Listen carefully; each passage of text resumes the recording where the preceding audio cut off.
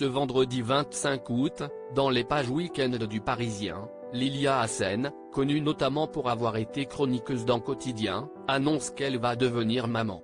Lilia Hassen a quitté Quotidien en juin 2022 et depuis, s'y est l'écrivaine qui faisait parler d'elle. Elle vient d'obtenir le prix de la rentrée pour son troisième roman intitulé Panorama, Gallimard. Dans ce livre, l'autrice imagine une nouvelle révolution française en 2029, où la vie privée est sacrifiée au nom de la lutte contre la criminalité. Lilia Hassen, journaliste et chroniqueuse télé, avait précédemment signé L'Œil du Pan en 2019 et Soleil amer en 2021. Dans les pages week-end du Parisien ce 25 août, Lilia Hassen évoque ses souvenirs de vacances d'été en famille. Ou plutôt sans point Lilia Hassen n'est pas fan des vacances en famille. La seule chose que je ne veux absolument pas voir durant la période estivale, si est ma famille. La famille a ses horaires, elle déjeune quand elle a faim, elle pense que vous avez faim aussi alors elle vous demande gentiment si vous voulez déjeuner. L'odeur du barbecue appelle votre estomac qui empêche votre cerveau de réfléchir, commence celle qui aime écrire des heures durant sans être dérangée.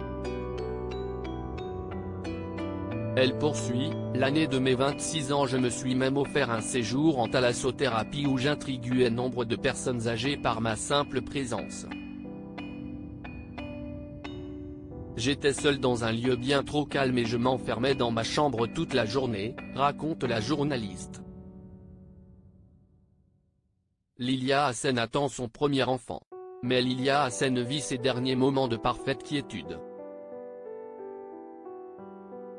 En effet, l'ex-chroniqueuse de Yann Barthès annonce un heureux événement. Je vis à présent mon dernier été d'insouciance, mon dernier été égoïste. L'an dernier, j'ai rencontré l'amour.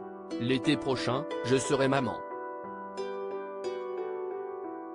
L'été deviendra la saison des souvenirs, il faudra préparer les repas, faire des siestes sur des nappes en coton, s'inquiéter pour une piqûre de guêpe, s'inquiéter pour un rien, devenir peu à peu celle qui dérange et qui fixe les horaires, celle qui prépare des litres d'eau pour qu'il n'ait jamais soif et des tonnes de compote pour qu'il n'ait jamais faim. Celle qui devra voler du temps pour écrire et qui finira donc, si est inévitable, devant un mur blanc parce que derrière la baie vitrée, un enfant court, il veut grimper à l'arbre, et vous avez peur pour lui, conclut Lilia Hassen.